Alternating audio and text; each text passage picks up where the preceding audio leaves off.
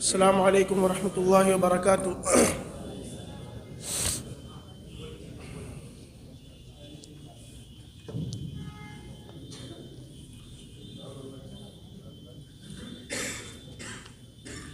حامدا و مصلیا اما بعد۔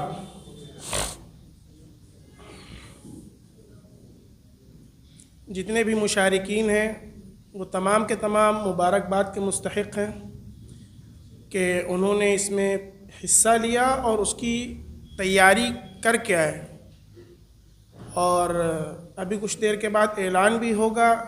جنہوں نے بازی ماری ہوگی ظاہر سی بات ہے وہ خوشی سے جھوم اٹھیں گے، تو جن کی پوزیشن آئے گی ان کو مقدم مبارکباد۔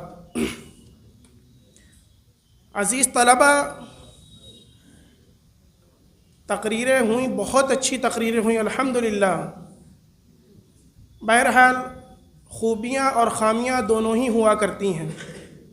اگر صرف خوبیاں ہی خوبیاں ہوں تو حکم کے لیے بڑی دقتوں کا سامنا ہو سکتا ہے، اور صرف خامیاں ہی خامیاں ہوں تو آپ لوگوں کے لیے بھی دقتوں کا سامنا ہوگا۔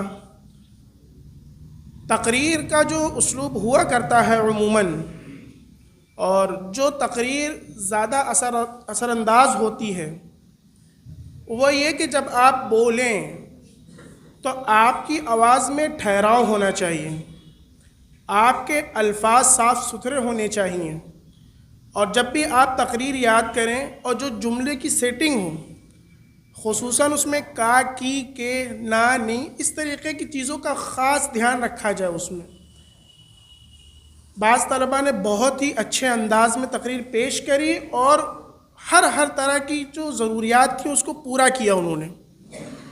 بعض طلباء ایسے بھی تھے جنہوں نے نا، نی، کا، تھوڑی بہت غلطیاں ہوئی، غلطیاں سب سے ہوا کرتی ہیں، اسی لیے ہم انسان ہیں۔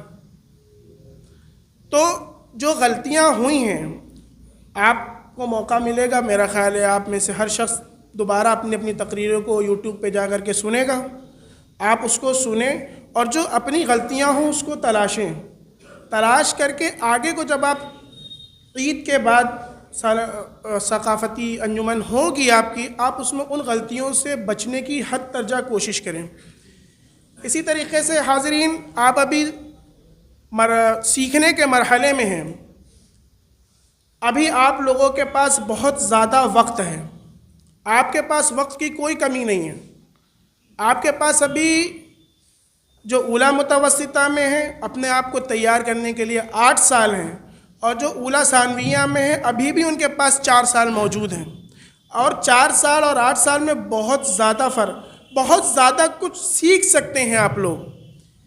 تو اپنے آپ کو مرتب کریں اس طور پر کہ آپ کی اردو زبان بھی اچھی ہو، آپ کی زبان و ادب پر بھی پکڑ ہونی چاہیے، ساتھ ساتھ آپ کی عربی زبان و ادب پر بھی پکڑ ہونی چاہیے۔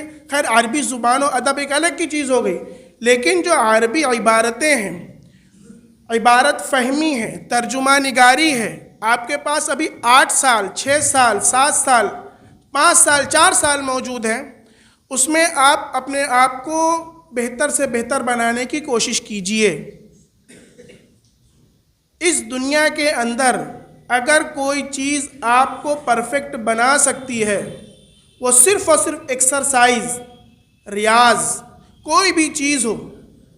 آپ نے دیکھا ہوگا ایک قاری صاحب جب قرأت کے لیے جاتے ہیں تو وہ ایسے ہی نہیں چلے جاتے ہیں، وہ بند کمرے میں اس کی دنوں رات مشق کیا کرتے ہیں، بار بار جو ہے اس کو سنتے ہیں، اور پھر اپنی غلطیوں کو محسوس کرتے ہیں، اچھا یہاں پر میری غلطی ہو رہی ہے، پھر اس کو صحیح کرتے ہیں۔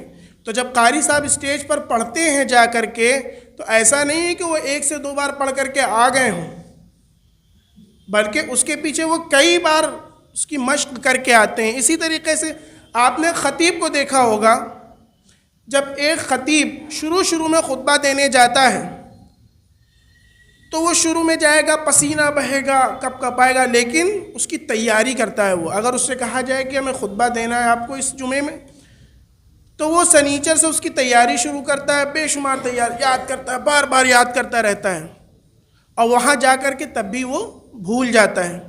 لیکن اس میدان میں وہ لگا رہتا ہے، لگا رہتا، سال گزر جاتا ہے، 2 سال گزر جاتے ہیں.